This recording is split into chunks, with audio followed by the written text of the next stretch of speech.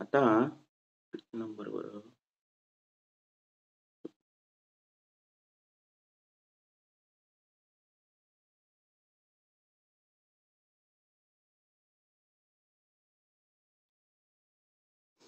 हं. काय नाही ना विचारायचं अजून?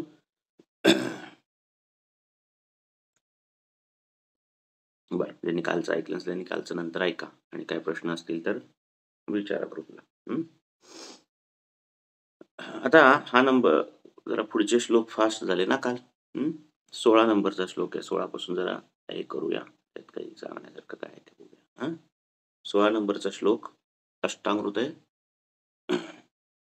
शारीरस्थान अध्याय 1 श्लोक क्रमांक 16. हं. आले का समोर? पुस्तक आहे तुमच्या?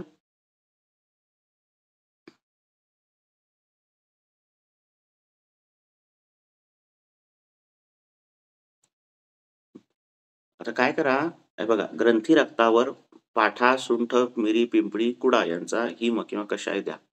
हे असे जे काही फॉर्म्युले आहेत ग्रंथामध्ये अष्टांगहृदयमध्ये ज्याच्यात 1 द्रव्य, 2 द्रव्य, 3 द्रव्य, 4 द्रव्य अशी वापरलेली आहेत. ते सगळे सेपरेट काढा आणि त्यांचा अभ्यास करा. असे 300च्या वर फॉर्म्युले तुम्हाला मिळतील. की ज्याच्यात 1 द्रव्य, 2 द्रव्य, 3 द्रव्य, 4 द्रव्य अशी वापरलेली आहेत. आलं लक्षात? आणि त्यांचा जास्तीत जास्त अभ्यास करा. तो प्रॅक्टिसच्या दृष्टीने फार फायदेशीर पडेल. आता ग्रंथी रक्तावर हा जो अ, हा जे कॉम्बिनेशन दिलेलं आहे वापरायला, येतोय ना आवाज माझा? हो. हो. हां, तर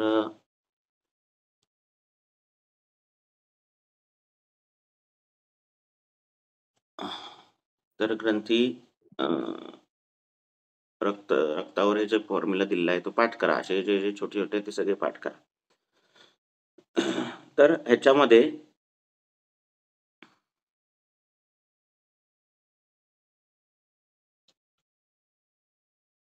हे जे द्यायचं आहे कॉम्बिनेशन ते कषाय द्यावा किंवा वर काही कशाचा उल्लेख नाही. तर जलम म्हणजे पाण्यासोबत, गरम पाण्यासोबत दिलं तरी चालतंय. 17वा श्लोक. कुणपास्त्र, पुयास्त्र यावर चंदनाचे हिम, फांट व कषाय आदी द्यावे आणि पुढे गुह्य रोगावर सांगितलेले सर्व उपचार करावे. गुह्य रोगावर सांगितलेले सर्व उपचार म्हणजे तिथे पिच्चूधारण असेल तर ते करावं. तिथे उत्तरबस्ती असेल तर ती करावी. तिथे जे उपचार दिलेले आहेत ते सगळे करायचे. आणि इथे पण हे पेयम जे आहे ते म्हणजे पाण्यासोबत घ्यायचं आहे. त्यांनी भाषांतरामध्ये हिम, फांट असा उल्लेख केलाय. पण तुम्ही हे कषाय हे जे द्रव्य आहे ती पाण्यासोबत घेतली तरी चालण्यासारखं आहे. पुढचा श्लोक.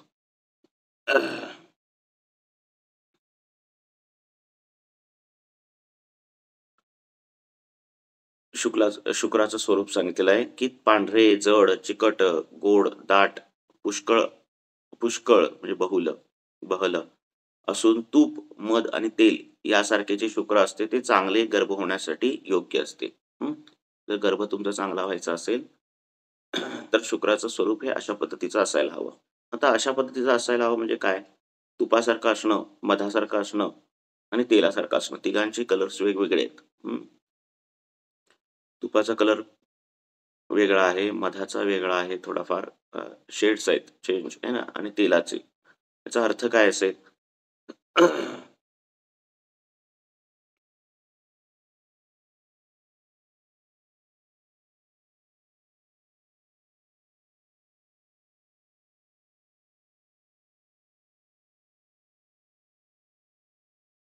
हं.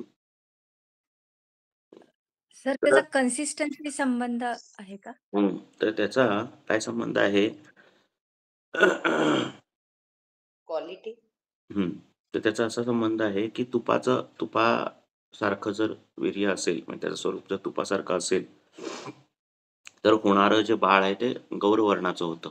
म्हणजे त्याचा वर्ण जो आहे तो पांढरा होतो, गौरवर्णाचा असा होतो त्या बाळाचा. दुसरं जे माक्षिक वर्णाचा आहे. हा माक्षिक म्हणजे जो आपण आत्ता माक्षिक वापरतो तो माक्षिक नसून जो पिवळसर पांढरटसर असा माक्षिक जो असतो तो माक्षिक अपेक्षित आहे. आणि त्या माक्षिकासारखं जर असेल तर जे होणारं अपत्य आहे त्याचा वर्ण जो आहे तो श्याम कलरचा होतो, म्हणजे गहू वर्णाचा अशा पद्धतीचा होतो. हं. आणि तेलासारखं जे असेल, त्याचं स्वरूप तेलासारखं असेल, त्याच्यातून होणारा गर्भ आणि त्याचा जो वर्ण आहे तो कृष्णवर्णीय अशा पद्धतीचा होतो. तर अशा दृष्टीने ते त्यांनी दिलेलं आहे. आता या शुक्र धातू जो आहे तो सर्व शरीरगत असतो. शुक्रधारा कला ही सर्व शरीरगत कला आहे. त्यामुळे शुक्र धातूवर काम करताना प्रत्येक वेळी आपणच विचार करायचा असं नाही.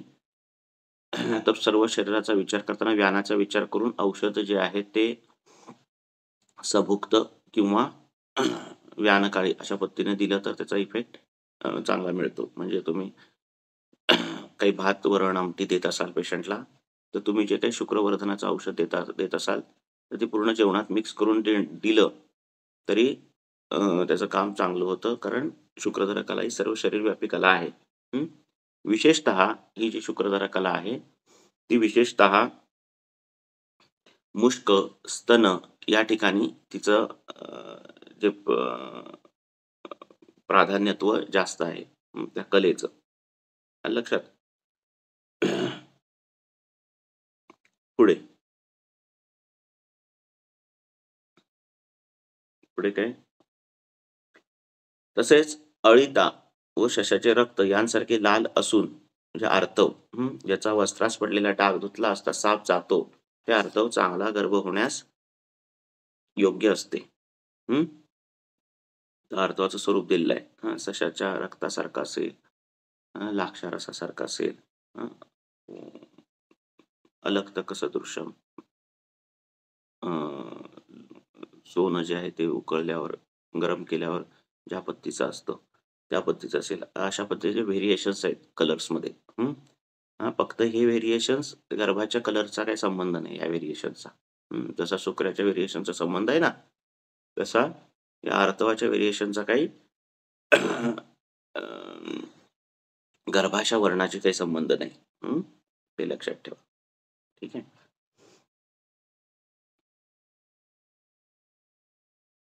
परस्परांवर प्रीती करणारे निरोगी ज्यांचे शुक्र आर्तव शुद्ध आहे अशा मिथुनास म्हणजे स्त्री पुरुषास स्नेहपान वमन विरेचन निरोह अनुवासन देऊन पुसवन स्नेह द्यावा.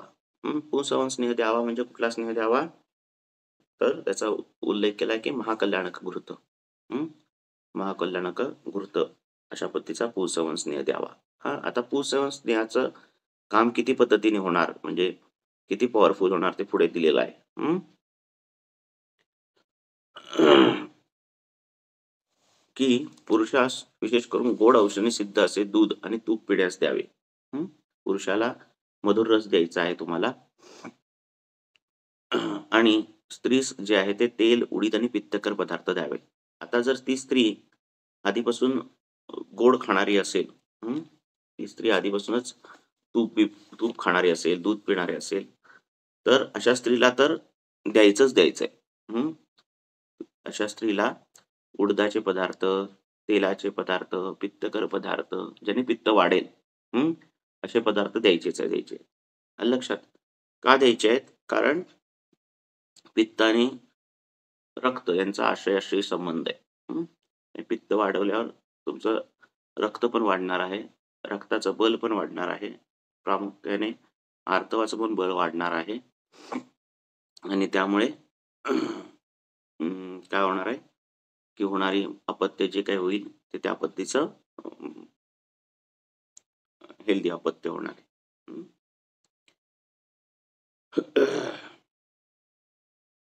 पुढे 21वा श्लोक.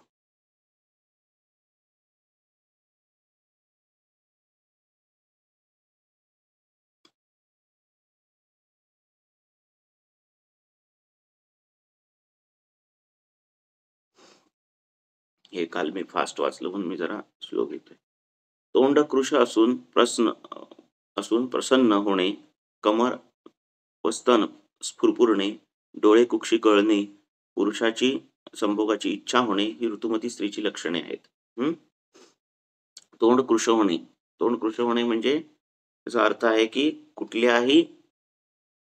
कुठलीही वजन कमी करणारी न औषधं घेता हं, तो कुठलीही वजन कमी करणारी किंवा कर्षण करणारी किंवा लंघन न करता तोंड कृश झालं तर समजायचं.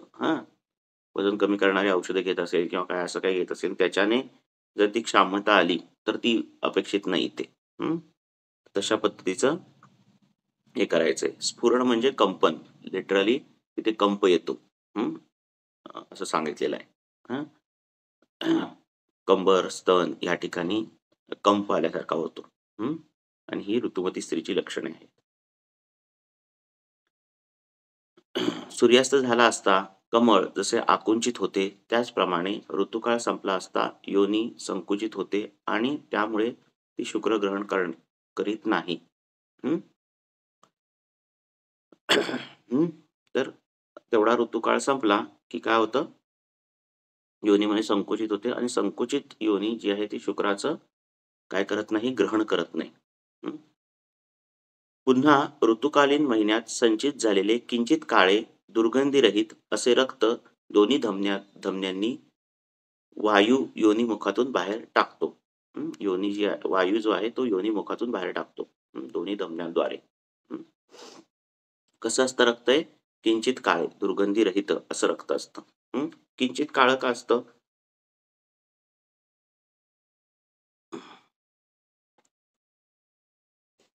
किंचित काळं का असेल,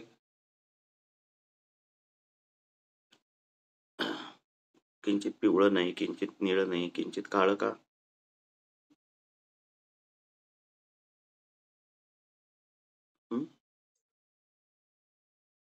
तर महिनाभर साचलेलं म्हटलंय ना त्यांनी. अजून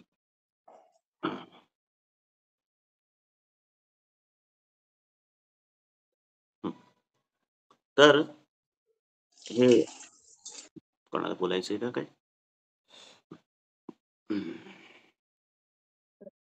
सर हे म्हणजे मासिक स्त्रावाचं रक्ताचं वर्णन आहे का? मासिक स्त्रावाच्या रक्ताचं वर्णन आहे. मासेनोपचितं रक्तं धमनीभ्याम मृतो पुन्हा ईशतकृष्णं विगतं च वायुर्योनिर्मुखम नाही, है ना. वायू जो आहे तो बोला. आणि तो जो 18व्या श्लोकाचे तिथे लिहिले की लाक्षारस शशस्रम, तर हे आणि ते एकच आहे का वेगळं आहे म्हणजे?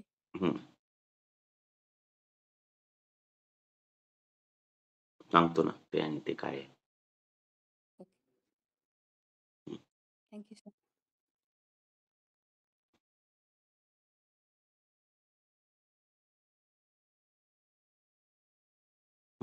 काळ का असेल, तर हे जे रक्त आहे हे ऋतुकालीन महिन्यात संचित झालेलं रक्त किंचित काळं दुर्गंधीरहित असं जे आहे ते वायू जो आहे तो त्याच्या प्रेरकत्वाने ते रक्त बाहेर टाकतोय. इथे वायूचा रोल महत्वाचा आहे. लक्षात, बाकी दोषांचा रोल नाहीये पित्ताचा कफाचा. आणि वायूचा रोल असल्यामुळे प्रकृतिस्थ प्रेरक वायू जो असतो तो त्या रक्ताला कृष्णवर्णीय करतो, असं वर्णन आहे लक्षात. आणि म्हणून ते रक्त थोडं कृष्णवर्णीय असतं. आता हे ऋतुकालीन जे रक्त बाहेर पडणार आहे त्या रक्ताला जी संज्ञा दिलेली आहे, म्हणजे दर महिन्याला जे बाहेर पडतंय त्या रक्ताला जी संज्ञा दिली आहे त्या रक्ताला संज्ञा दिली आहे आर्तवाची संज्ञा दिलेली आहे. आणि हे सोडून मध्ये आधी जर कधी ब्लिडिंग झालं, मध्ये आधी काही स्पॉटिंग झालं, ब्लिडिंग झालं, तर ते ऋतुकालीन नाहीये. ते दर महिन्याला येणार नाहीये. तर त्या रक्ताला जी संज्ञा दिली ती अश्रुक अशी संज्ञा दिलेली आहे. तर दर महिन्याला जे येतंय ते असं, आणि हे मध्ये आधी आलं तर त्याला म्हणतात अश्रुक असं दिलेलं आहे. आता दुसरी गोष्ट बोला का.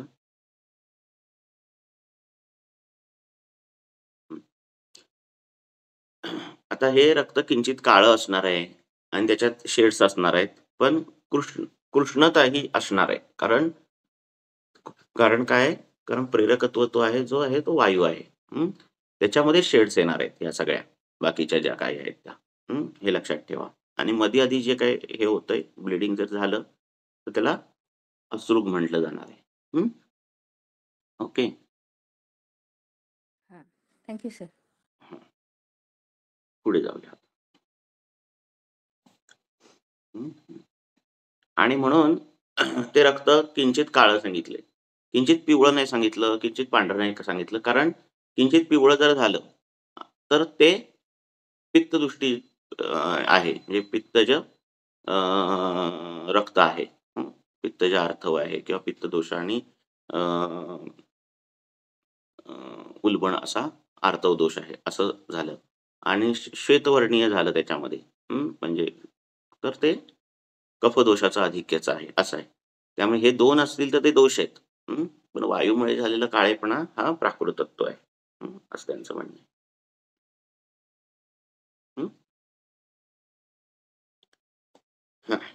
पुढे जाऊया. रोजदर्शन झाल्यावर स्त्रीने 3 दिवस ब्रह्मचारी राहून चांगल्या गोष्टीशी चिंतन करावे. स्नान करू नये, दागिने घालू नये, दर्भाच्या शय्येवर निजावे, कोठ्याचे शोधन करणारे, शरीराचे कर्षण करणारे, दुधाचे व सातूचे पदार्थ पानात, पराळात आणि हातात घेऊन भक्षण करावे. तर ह्या सगळ्या ज्या काही गोष्टी आहेत,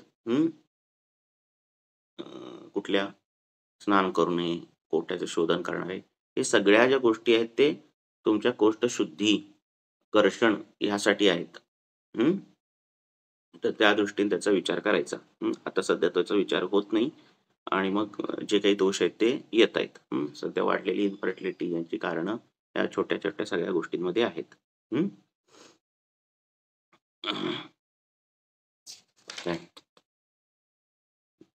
पुढे नंतर 4थ्या दिवशी स्नान करून पवित्र बाहेरून स्नानाने अंत पंचगव्य प्राशनाने होऊन शुभ्र वस्त्र परिधान करून शुभ्र फुले धारण करून पतीसारख्या पुत्राची इच्छा धरून पाहिल्याने पतीस अवलोकन करावे. इच्छा धरून पाहिल्याने पतीस अवलोकन करावे.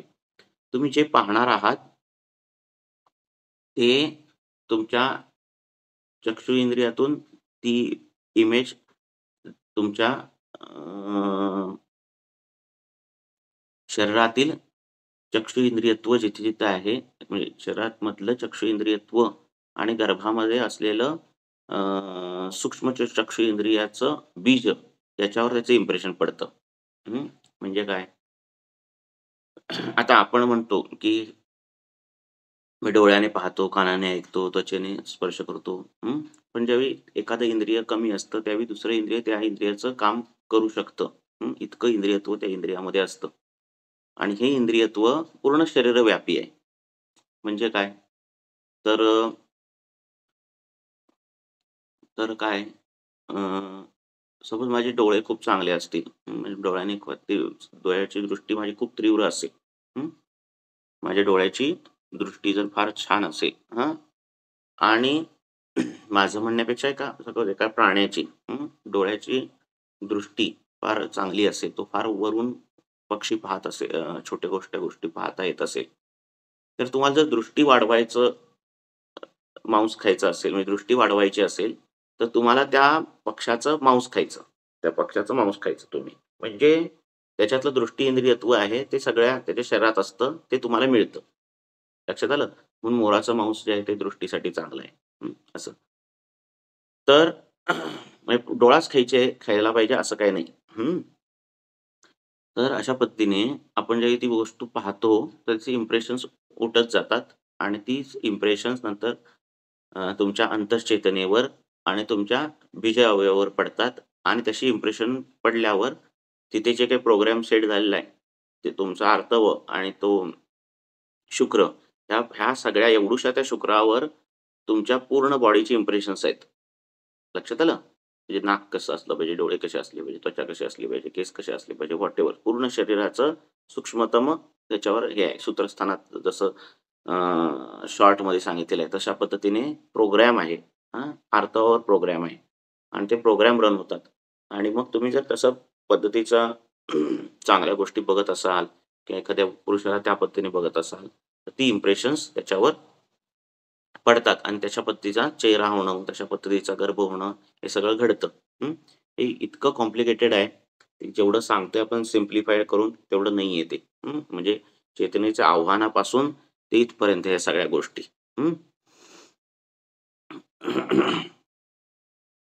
पण इंटरेस्टिंग आहे. त्यामुळे त्याचा अभ्यास करा. ऋतुकाळाची मर्यादा ही 12 रात्री आहे. त्यात पहिल्या 3 आणि 11वी वर्ज समरात्री या सगळ्या सांगितलेल्या आहेत. युगमेशू 4, 6, 8, 10, 12 संभोग केला असता पुत्र होतो. विषम रात्रीत 5, 7, 9 संभोग केला असता कन्या होते. तर या रात्रींमध्ये सूर्य बलवान असतो आणि चंद्र बलवान असतो. त्या रात्रीमध्ये पुत्र होतो. आणि ज्या वर्ज आहेत, काही शास्त्रांमध्ये विशिष्ट रात्री सांगितलेल्या आहेत की त्या निंदनीय आहेत, त्या रात्रीत करायचं नाही. तर त्या रात्रीत शक्यतो करायचं नाही. आणि त्याचं कारणच त्या दिवसाचा प्रभाव असं आहे. नंतर उपाध्यायाने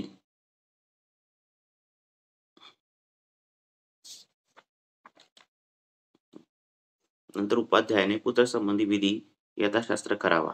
ब्राह्मण, क्षत्रिय, वैश्य यांबद्दल हा विचार होय. शूद्र स्त्रीकडून नमस्कारपूर्वक मंत्र शिवाय करून बाकीचा विधी करावा. नंतर 29 याप्रमाणे केले असता स्त्री पुरुषांचा संयोग व्यर्थ जाणार नाही. इतकेच नव्हे तर पाहिजे त्या प्रकारचा पुत्र किंवा कन्या अपत्य होईल.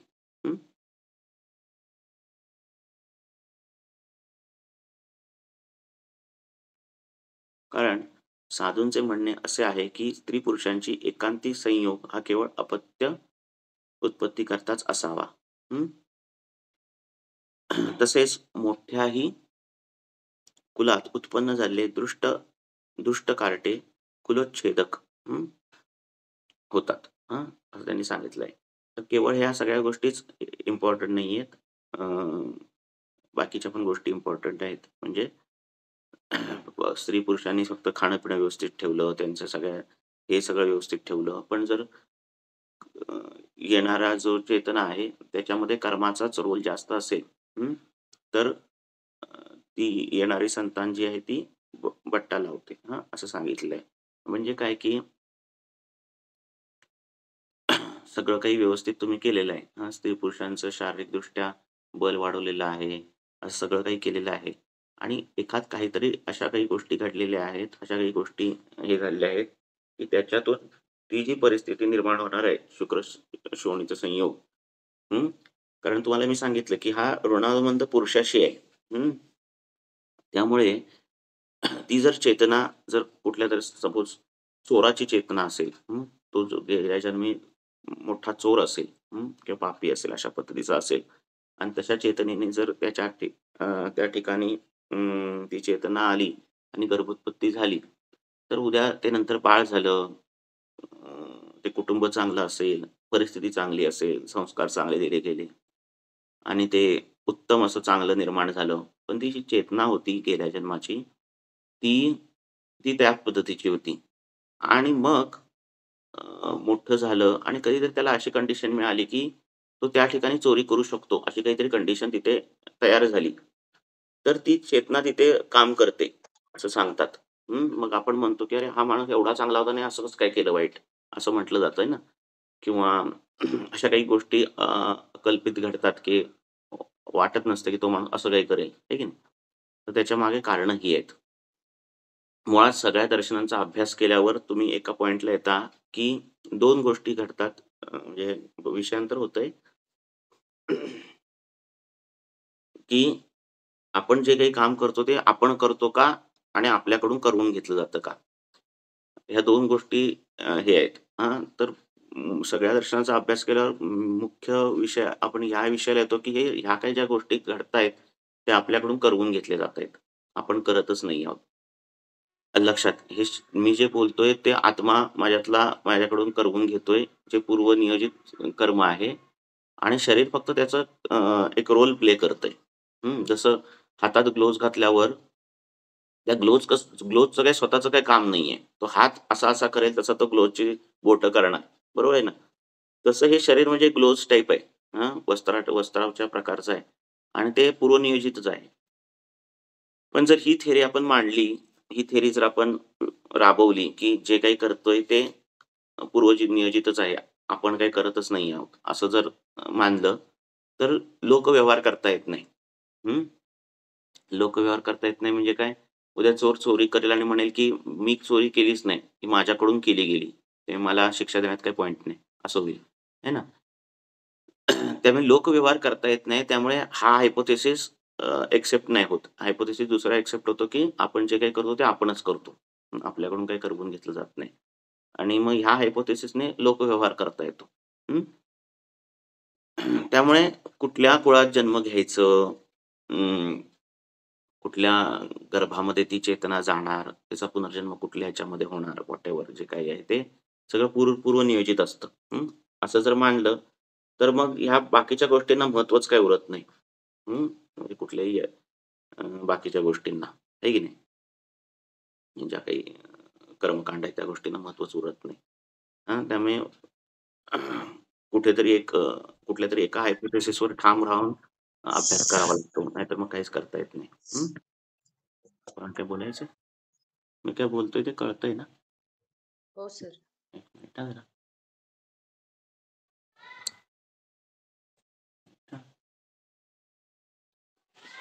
काय रे?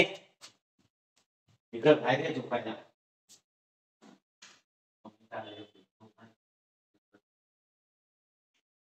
ठीक आहे, अभ्यास करतो, वाचन करतो.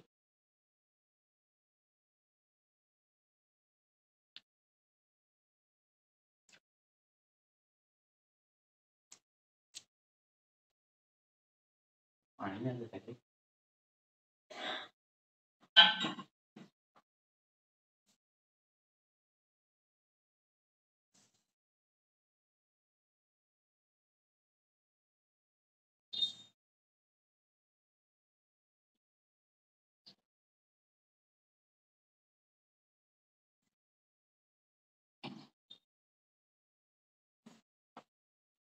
एवढं लवकर कुठे अभ्यास करतोय? दात दूध घास, फ्रेश हो.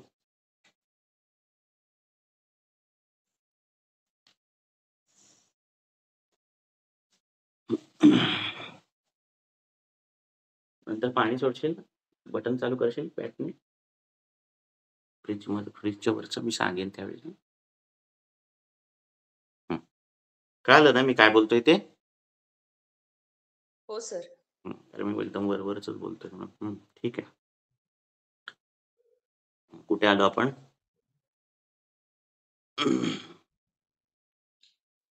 कुठल्या आलो?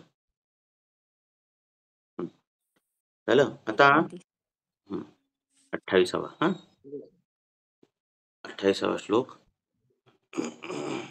माईक बंद करा तुमचं. काय विचारायचे असतील प्रश्न तर विचारा. काही कन्फ्युजन असेल तर विचारा.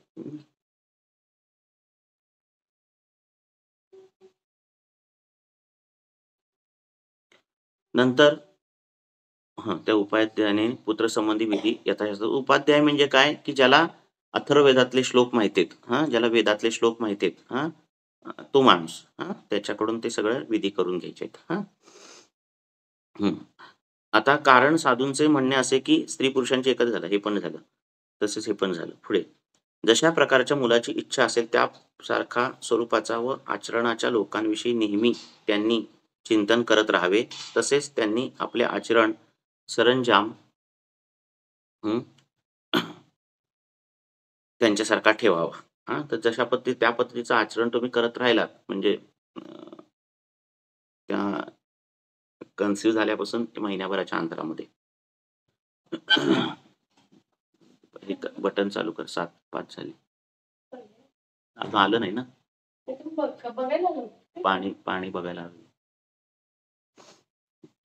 तर तशा पद्धतीचं ते आचरण केलं पाहिजे. म्हणजे काय? की तशा पद्धतीचं श्रद्धा ठेवावी, तशा पद्धतीचं आचरण ठरावं. ते त्या सगळ्या म्हणजे मगाशी जशा पद्धतीने सांगितलं, की तुम्ही काय बघितल्यावर काय होणार आहे. तशा पद्धतीचं तुम्ही जर आचरण त्या पद्धतीचं ठेवलंत, तर ती सगळी इम्प्रेशन्स त्या गर्भाच्या मनावर पडून तशा पद्धतीचा तो गर्भ होणार आहे. असं त्यांनी सांगितलेलं आहे. आलं लक्षात?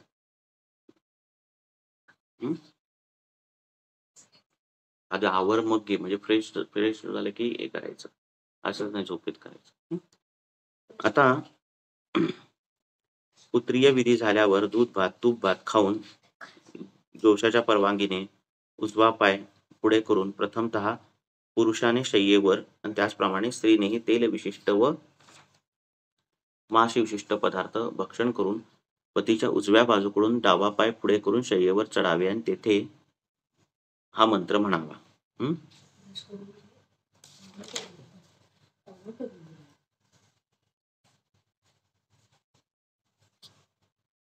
तीस नंबर श्लोक.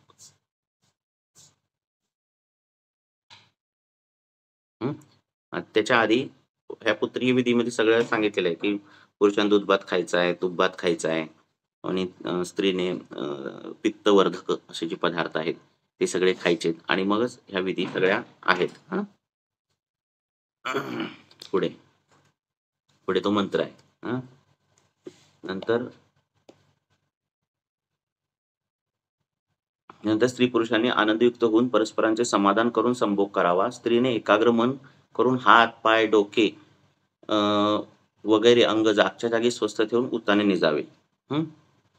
असे केल्याने वातादी दोष स्वस्थानी स्थित होऊन ते बीज ग्रहण करते. आता इथे टीका आलेली आहे एक की ती जी स्थिती आहे ती उतानी असली पाहिजे. आणि ती तशी नसेल तर त्याच्यामध्ये स्थित्या वेगवेगळ्या स्थिती दिलेल्या आहेत. ज्यावेळी तुम्ही पुत्रोत्पत्तीची कामना करणार आहात आणि त्यावेळी तुमच्यामध्ये तुम्ही एकत्र येणार आहात त्यावेळीची जी स्थिती आहे ती न्युब्ज म्हणजे डोकं खाली करणे अशा पद्धतीची जर स्थिती असेल तर काय होतं, वायू बलवान होतो आणि त्यामुळे गर्भ राहत नाही असं सांगितलेलं आहे. वायू बलवान होतो आणि गर्भ राहत नाही. दुसरी स्थिती आहे त्याच्यामध्ये दक्षिण पार्श्व म्हणजे उजवीकडे कुशी करून जर तुमचं हे आलं मैथुन क्रिया आली तर गर्भाशय जो आहे तो श्लेष्माने पीडित होतो आणि गर्भ राहत नाही असं सांगितलेलं आहे. आणि वाम पार्श्व अशा पद्धतीची जर स्थिती आली तर काय होतं की पित्त जे आहे ते पित्त जे आहे ते वाढून रक्तशुक्री ते वाढून काय होतं, गर्भ राहत नाही असं होतं.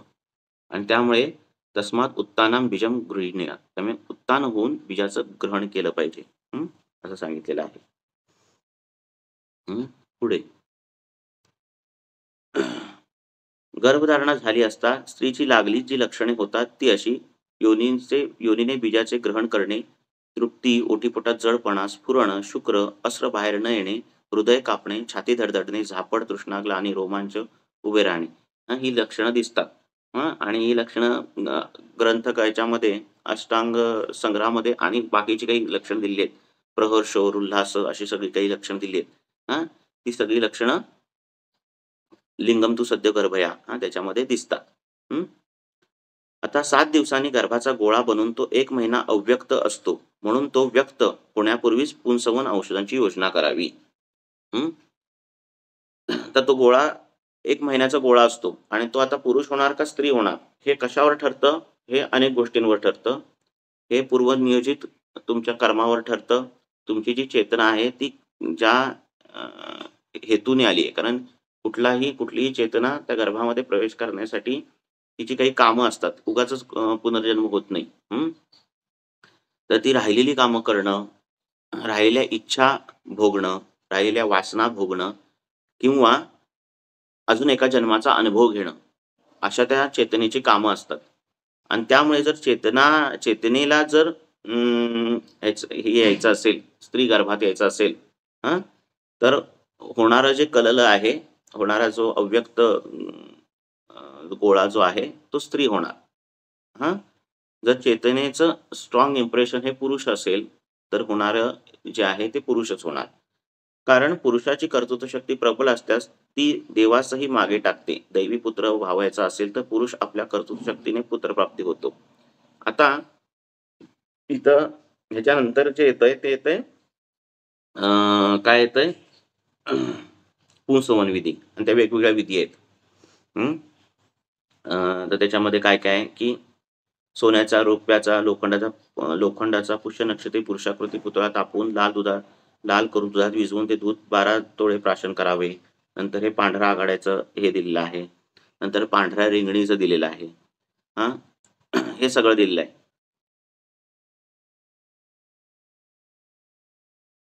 आता हे सगळं कितीही जरी त्याचं हे स्ट्रॉंग असेल आणि जर पूर्वनियोजित चेतना जी आहे तिला जर स्त्रीच व्हायचं असेल, तर तुम्ही कितीही काहीही करा पुंसवन विधी, होणारं बाळ हे पुरुषच होतं किंवा स्त्रीच होतं. जी चेतना आहे ती चेतनेचं होतं. असं टीकेमध्ये केलेलं आहे. त्यामुळे तुमची जी पूर्वजन्म कर्म जे आहे ते बलीय आहे. त्याची ताकद जास्त आहे. ज्यावेळी पूर्वनियोजित कर्म जी चेतना आहे तिला कुठलाही गर्भ हवाय. तिला स्त्री पण हवाय, पुरुष पण हवाय. चालतोय तिला. त्याला काही फरक नाही पडत आहे. आलं लक्षात? तिचं काही म्हणजे सेक्स ओरिएंटेशन त्या चेतनेचं काही नाहीये. तिला स्त्री गर्भ असला तरी चालतोय, पुरुष गर्भ असला तरी चालतोय. आणि तुम्ही जर पुंसवन केलंत, तर होणारा कलल जो आहे, तो पुरुष होईल नाहीतर स्त्री होईल. तुम्ही जे काय अपेक्षित तुम्ही जे करणार ते होणार आहे. तर आणि तरच होणार आहे. अथवा ह्या सगळ्या रिंगणीचं, त्या पुरुषाकृती पुतळ्याचं नाकात काय पण टाका, त्याचा काहीही परिणाम पडणार नाही.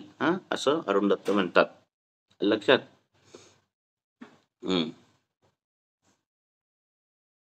कारण कर्म जे आहे ते बलीय आहे. असं ते म्हणतात. आणि मग कधी कधी असं होतं की कर्म म्हणजे जी चेतना आहे तिला स्त्री गर्भ हवा असतो आणि स्ट्रॉंगली स्त्री गर्भ हवा असतो आणि खूप चांगल्या पद्धतीने पुंसवन विधी असा केलेला असतो. आणि मग जर दोन्हीचं बल हे तोडीस असेल, लक्षात, दोन्हीचं बल हे तोडीस असेल, तर मग होणारं अपत्य पुरुष होईल, पण ते त्याच्या ज्या काही कृती आहेत त्या स्त्रीसारख्या होतील असं होतं व्यवहारात. असं दिसतं. तर ते ह्या दृष्टीने होतं. म्हणून जर असं काही करायचं असेल तर या बाकीच्या गोष्टींचं म्हणजे बाकीचे जे क्रायटेरिया आहेत ते जर स्त्री दाखवत असतील आणि तुम्ही जाणून पुरुष करत असाल तर असं काहीतरी गोंधळ होऊ शकतात. असं ग्रंथकार म्हणतात. आलं लक्षात?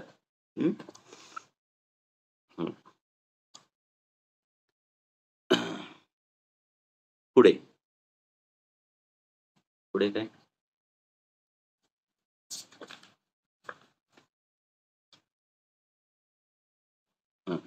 पांढऱ्या रिंगणीचे मूळ वडाचे कोंब 8 मोह दुधात उगाळून नाकाने अथवा तोंडाने प्राशन केले असता ते पुत्रोत्पत्तीप्रद आणि पुत्र स्थितीप्रद होतात.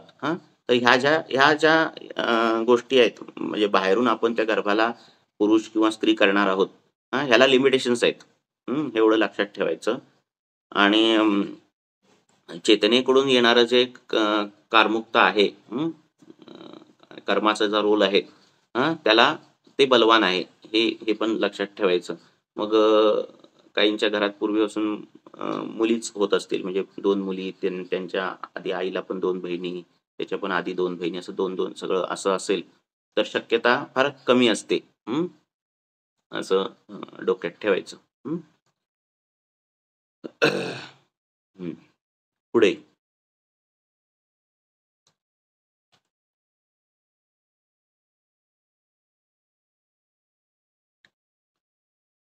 नवऱ्याने चाकरांनी आवडत्या व हितकर पदार्थांनी उपचार केले असता ती गर्भ राहते. श्लोक आहे. उपचार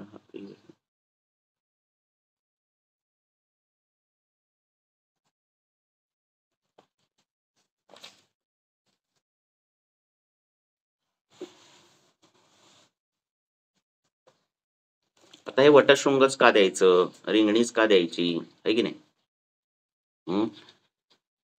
तर त्याचं कारण आहे की ते प्रभावाने काम करतात असं सांगितलेलं आहे. वटशृंग जे दिलं जातं ते 8च का द्यायचे, आहे ना? तर त्याचा प्रभाव आहे. आणि हा प्रभाव आहे तो अचिंत्य आहे. असं सांगितलेलं आहे. ठीक आहे.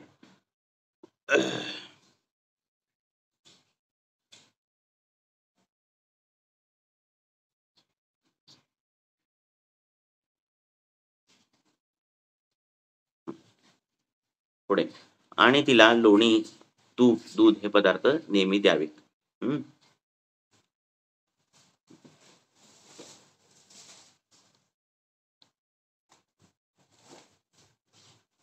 काय आहे बरं, हा श्लोक महत्वाचा आहे नाही का?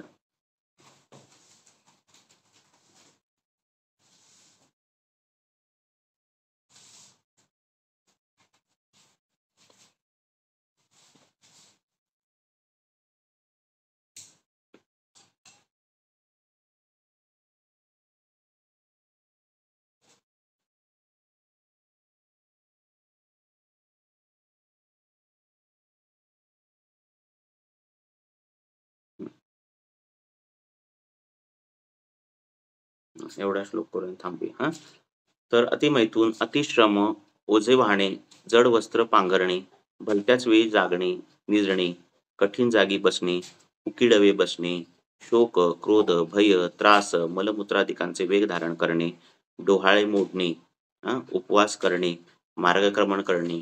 आता हे डोहाळे लागतात हे दोन्ही पद्धतीने त्याचा विचार केला जातो की शारीरिक स्तरावर म्हणजे जर एखाद्या दोषाची वृद्धी असेल किंवा कुठल्या धातूचा किंवा कुठला धातूचा क्षय असेल किंवा त्या धातूचं बीजावयवाचं मध्ये काही हे असेल तर त्या पद्धतीचे विपरीत डोहाळे लागतात आणि तो धातू करेक्ट करणं तो दोष करेक्ट करणं या पद्धतीचे एक लागतात.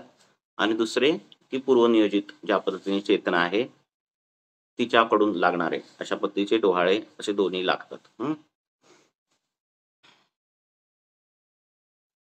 उपवास करणे, मार्गक्रमण करणे, तीक्ष्ण, उष्ण, जड, मलावरोधक पदार्थ खाणे, लाल वस्त्र नेसणे, खोल विहिरीत पोहणे, मद्य पिणे, मांस खाणे, उताणे निजणे इत्यादी गोष्टी गर्भिणी स्त्रियांनी वर्ज्य कराव्यात. तसेच दुसऱ्या ज्या गोष्टी बायका परंपरेने वर्ज्य करत आहेत, कारण परंपरा जी आहे ती रूढी ही बलवान असते. रूढी ही जी बलवान असते त्यामुळे त्या परंपरेने ज्या त्या प्रांतात ज्या ज्या रूढी आहेत त्या रूढी पाळाव्यात असं ते म्हणतात. वमन, विरेचन, रक्त काढणे आणि 8 महिन्यापर्यंत बसती ही वर्ज्य करावी.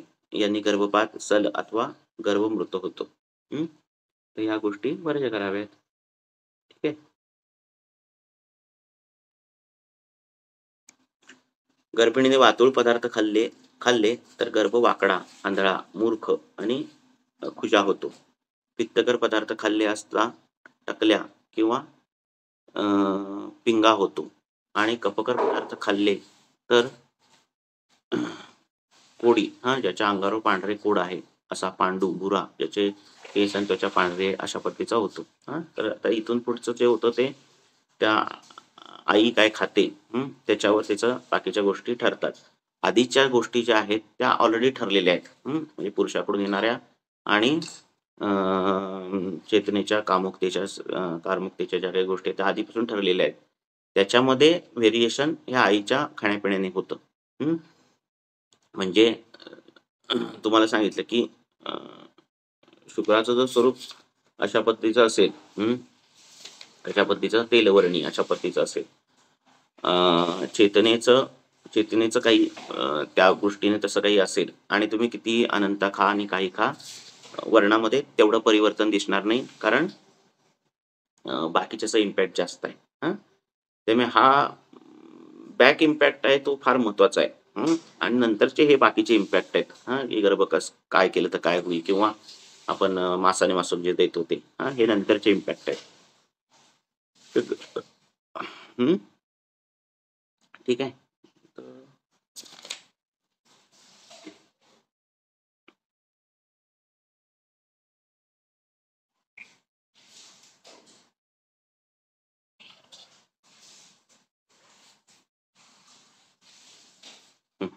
इथपर्यंत थांबूया आणि पुढचं घेऊया नंतर.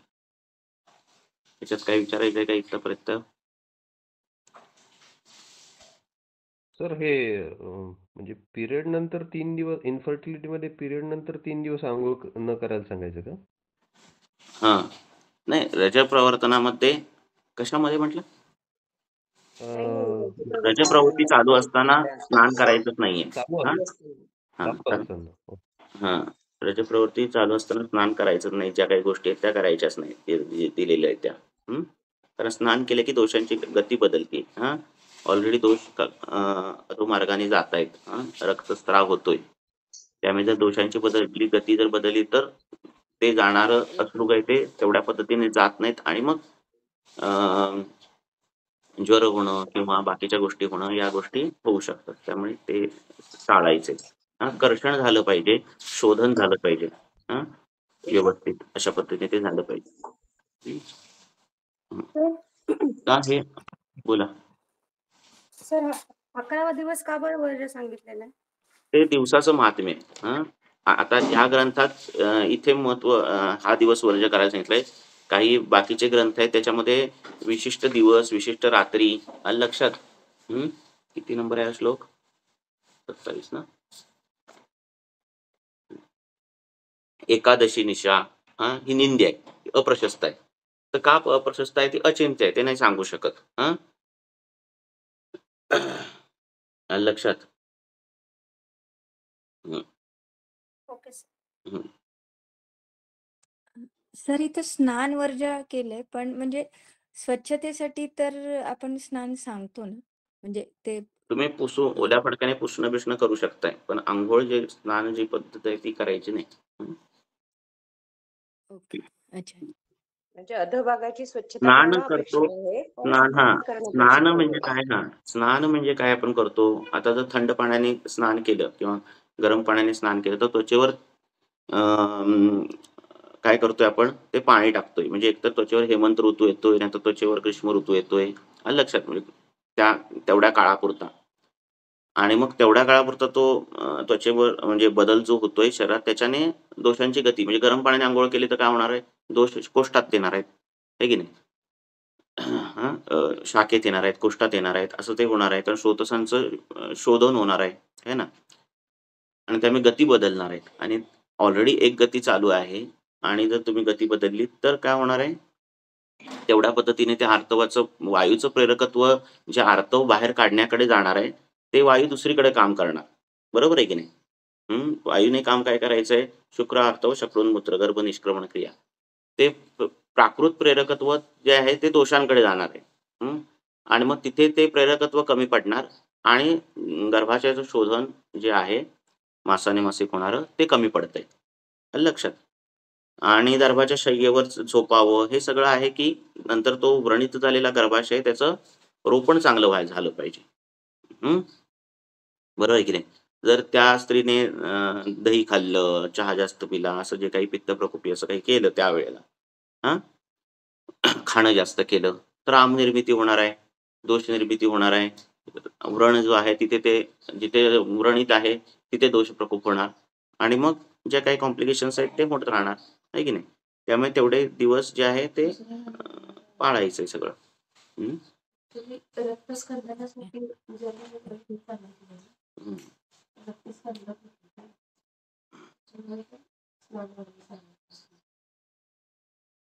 ते वायूचं प्रेरकत्व कमी झालं की रक्त तिथे येतं.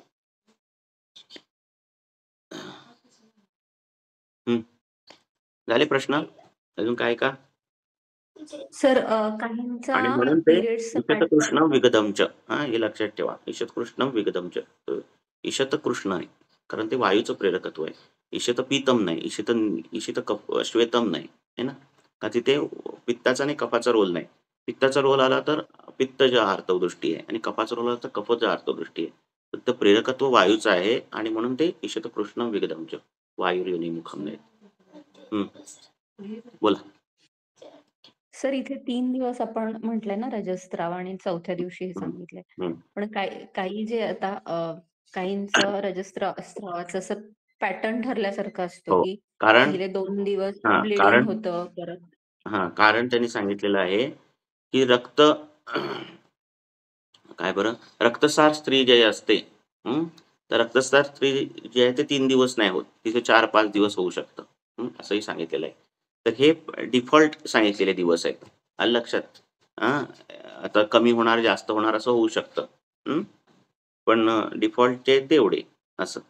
रक्तसार स्त्री असेल तर 4 दिवस 5 दिवस असं सांगितलेलं आहे टीकेमध्ये.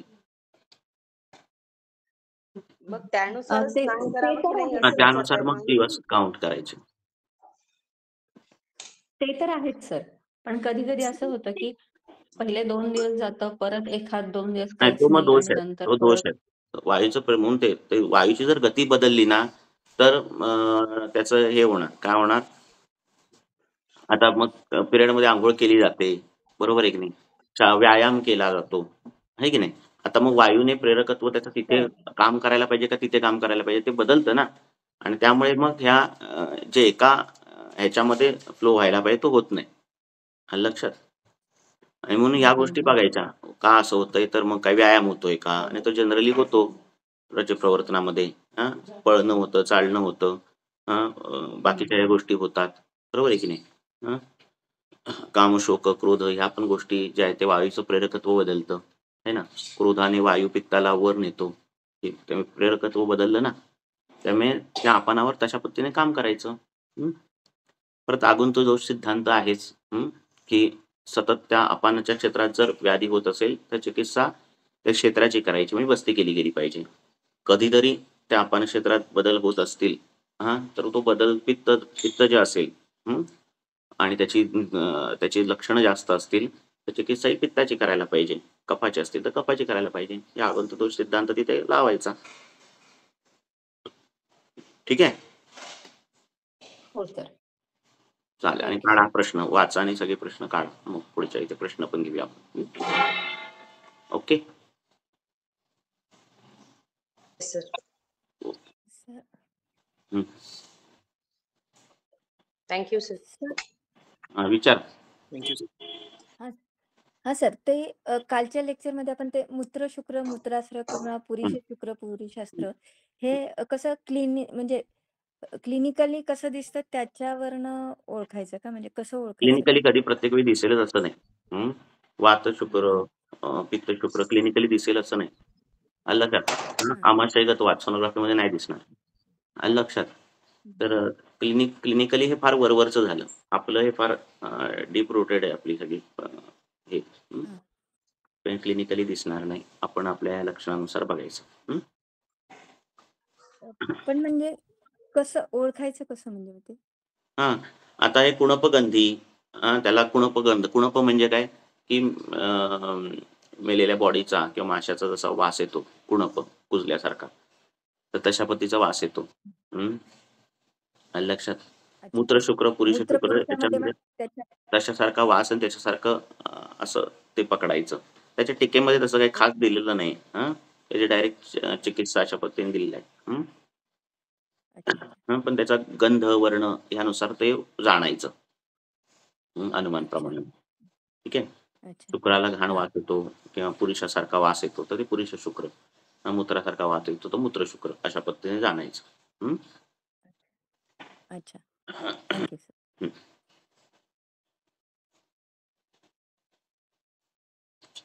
ठीक आहे, चलो. Sir thank you. ओके.